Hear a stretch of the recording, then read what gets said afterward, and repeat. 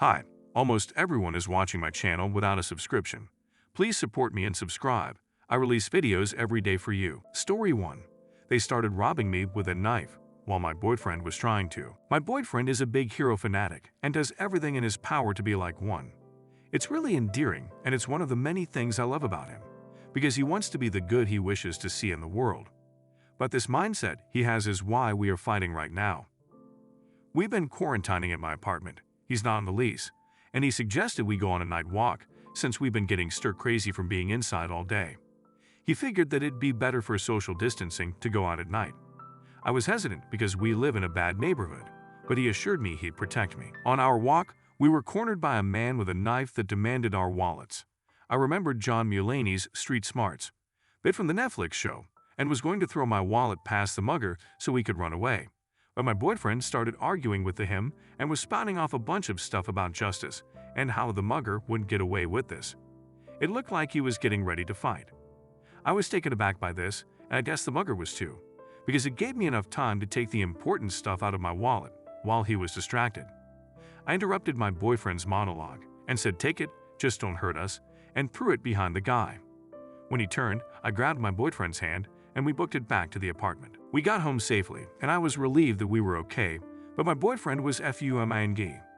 He was pissed that I interrupted him from protecting me when he could have, in his words, clearly handled it himself. I told him he could have gotten himself killed. He said that he was obviously stronger than the mugger and would have won. I explained to him that the guy had a weapon and my boyfriend didn't, so the odds were stacked against him. Not only that, but I didn't want my boyfriend to get killed over a damn wallet. We argued for longer than necessary, so I shut it down and told him we could talk about it when our adrenaline wasn't so high. But I needed to file a police report while the event was fresh. He stomped off to our room while I called the cops. When I was off the phone, I went to lay with him, but he rolled away from me. The next day, he was still angry and had already told his friends and family about what had happened to us.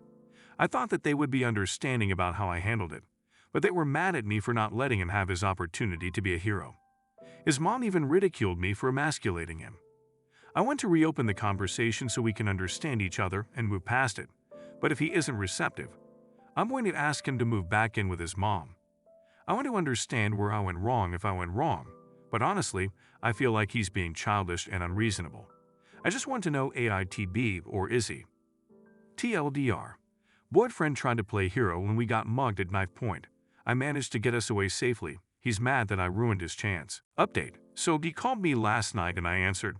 He asked if I was okay and how I was doing. Then he asked if he could come over, and I said he could.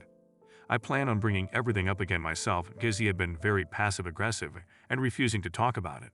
But when he showed up, he immediately started apologizing. Everything you guys pointed out, he started agreeing with. He was saying that he was being delusional, unrealistic. The whole hero fantasy isn't healthy. He jeopardized my safety and that wasn't okay.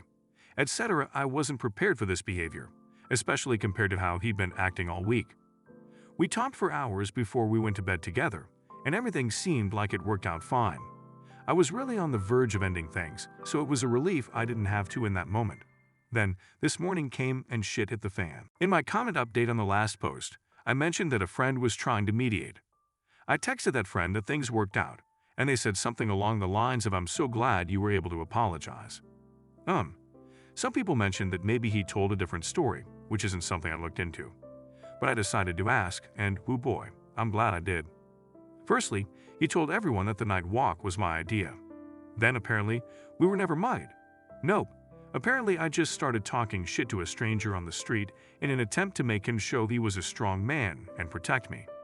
And the only reason we were able to get away was because he de-escalated the situation, and that it was emasculating because he was put in a position where he felt like he was forced to fight for my honor. To make a long story short, he tried to play dumb and backpedal this morning when I confronted him about it, and then, when I pressed him to be honest, he snapped again and said, "What was I supposed to say?" The whole situation was embarrassing, and it was going to make me look bad. We argued again for a bit, but I was just done. I told him to go and that it wasn't going to work. He didn't have much stuff, so it was easy to put in a spare grocery bag and just toss it him while he angrily left. He's currently outside of my complex waiting for mommy to pick him up. As far as I'm concerned, I dodged a bullet. Fuck his friends, fuck his mom, and fuck him. Thank you for opening my eyes, Reddit. Story 2. Pregnant OOP and her husband have their home and marriage cursed. I, F26, am 4 months pregnant with mine and my husband's N29 first children. We are having twins. We are both incredibly excited. But it is quite a high-risk pregnancy, so I have been taking it easy. And we are trying to keep the information to ourselves until we know that I am, and the babies are, out of the woods. When I found out that I was pregnant, I put together a little gift box to give to my husband and surprise him with the news. I put silly little things in the box, like a World's Best Dad mug, a baby grow, and a baby book to track all the firsts. At the time I did not know that I was having twins, so there was just one of everything in the box. The plan was that I would gift my husband the box when he arrived home from work, and tell him that we were expecting. Everything went off without a hitch and my husband was beside himself. We had been trying for a while, and it was obviously quite an exciting moment. The next day, my mom, at 52, was visiting and snooped in my husband's home office under the guise of going to the bathroom while I was making lunch. She saw the box and all the contents, and came flying out of the office like a bat out of hell, telling me that my husband, was having an affair baby because he had a secret dad box. At first I was so confused, but eventually cleared it up that I had made the box because my husband and I were expecting. My mom was so excited and immediately tried to phone her best friend to tell her the news. I told her that I wanted to wait until I was at least 3 months before we started telling people, and I asked her to please keep the information to herself. Reddit, when I tell you that the whole community knows, it is because my mom told everyone with the caveat that they also keep the secret. It is like middle school, and it is driving me crazy. Now my mom is bugging me about information from doctor's appointments, and I have not told her a word. I have not even told her that we are having twins or that it is high risk, but she insists that she should be privy to all information as to baby's granny. She has also asked me to have her in the room with me when I give birth instead of my husband, which I quickly shut down. I'm just feeling so defeated. I'm just trying to rest, but I have constant nagging from my mom and all of her friends who claim that they have not told a soul either. My husband does his best to intercept all the demands for information, but I am starting to feel like it would be easier to just cave and tell my mom everything. AITA for keeping the information to myself and not letting my mother be involved in the growth and development of her first grandbaby. She sent me a text yesterday telling me that it is her right as a loving parent to know about her child's and future grandchild's health. Update. Thank you everyone who helped me write down everything I wanted to say to my mom, gave me some strength and support, and told me that I should not cave under any circumstances.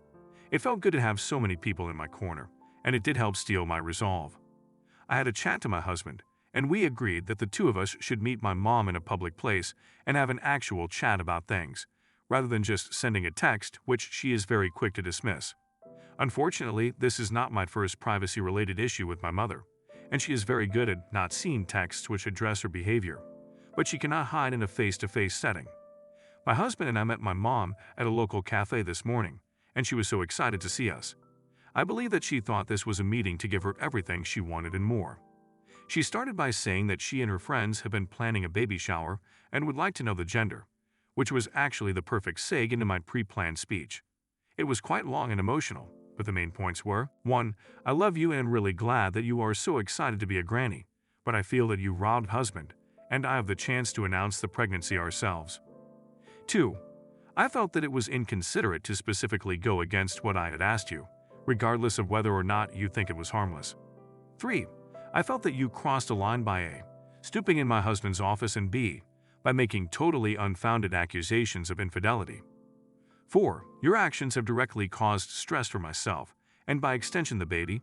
She is still unaware of the fact that I am having twins. 5. We've had to have discussions about husband, and I being entitled to our own privacy before. You have claimed that you will change, but we are now having the discussion again. So until you can prove that you are trustworthy, we will not be sharing any news about the pregnancy or our lives as a whole. To say that my mom was unhappy would be an understatement, but she did not have much to say in way of defending herself. Her main and pretty much only point was that she had shared the news because she was proud of me. She said that she meant no harm and cannot understand why I am being so spiteful, when her biggest crime is that she is excited to be a granny. In a bit of a dig at my husband, she claimed that I had never been like this until I met him, and that he has changed me for the worse. My husband just said, well, aren't people supposed to change as they get older? Unfortunately, there really was no resolution, so husband and I left after saying what we had gone to say. We've also invested in some cameras to put up around the house and will be changing the locks as she has a key. After running some errands in town, my husband and I arrived home about an hour ago, hence why I am writing the update now, and found a note taped to the front door. It was from my mom saying that she has put a curse on this house and on our marriage, and will only take it off once we see reason and allow her to exercise her rights as a grandparent. While my mom has always had a strong belief in magic and dark magic, this is the first time she has ever done something like this to me. I don't believe in this stuff, no offense to anyone who does, but I did have a thorough search of the house afterwards and found a bundle of twigs, hair, and herbs under mine and my husband's bed. I threw it away and we have a locksmith coming over soon, but both my husband and I now feel that no contact is the best thing, at least until we have the babies. Update. I wanted to quickly write this as a final update to my last 2 or 3 posts, especially because everyone was so kind to send me messages and suggestions. I had some people offer for my husband and I to stay with them while we found a new house, and I had lots of people with magic experience reach out to give me some information about the kind of curse my mother could have put on my husband, the babies, and I. I am lying in a hospital bed as I write this, and I am absolutely devastated to report that I have lost one of my babies. I suffered a rupture in the placenta and the doctors could only do so much. Maybe it would have been different if I had gone to the hospital earlier, but there was no bleeding as all the blood was trapped behind the rupture, so I didn't realize it was serious. It was only when I started experiencing pain, instead of discomfort, that I went to the hospital, but by then it was too late. My wonderful husband has not left my side during everything, and I am beyond grateful for his love and support. I do not know what I would do without him. My MIL and FIL have flown in to support us, and we have collectively decided that once I am well enough to travel, my husband and I will relocate to be closer to my in-laws. My husband is an immigrant and has no ties to the area we live in. My only tie was my mom, and I will get to her in a second, but I am ready to go somewhere safe and loving. While I lie here typing this, my MIL is on the phone to an immigration agent to make sure that there are no visa requirements for me to relocate permanently. As for my mother, she suffered a heart attack about a week ago on my front lawn. Since the cursing incident, she was over at our house, but not let in, at least 3 times a week begging for forgiveness. I say forgiveness because she did not specify any incident, and she never said the words "I am sorry." She would just yell that she had been a bad mom and that I had deserved better. It drove me absolutely bonkers to have her yelling on our front lawn about how much she loves her baby and realizes she wasn't always a perfect role model, because it felt like a guilt trip more than anything else. The night of her heart attack, my husband and I were out with friends and come home to find my mom unconscious on the lawn. I immediately called emergency services, and they confirmed that she was dead as soon as they arrived. It has been a really tough time, because despite everything, she was still my mom and my only surviving blood relative. Everything has been a bit much recently, and I am looking forward to a fresh start. I will do everything I can to make sure that my surviving baby grows up in a home surrounded kindness. My husband and I are just human, and we will make mistakes, but I want my baby to always know what it feels like to be loved. In a strange way, my MIL and I have formed a bond that is stronger than my bond with my biological mother had ever been, and I am so grateful to have her in my life. She is stern, but has been everything I could have asked for. I have cried in her arms more times than I would like to admit. My FIL, on the other hand, is a bit gruff and not one for words, but he holds my hand every time my husband leaves the room or a doctor walks in, and I am so grateful for that small gesture of support. Despite everything around us at the moment, the 5 of us, husband, MIL, FIL, baby, and I, have found solace in each other, and I am so grateful for my little family. This will be my final update, but please wish us luck on our journey together.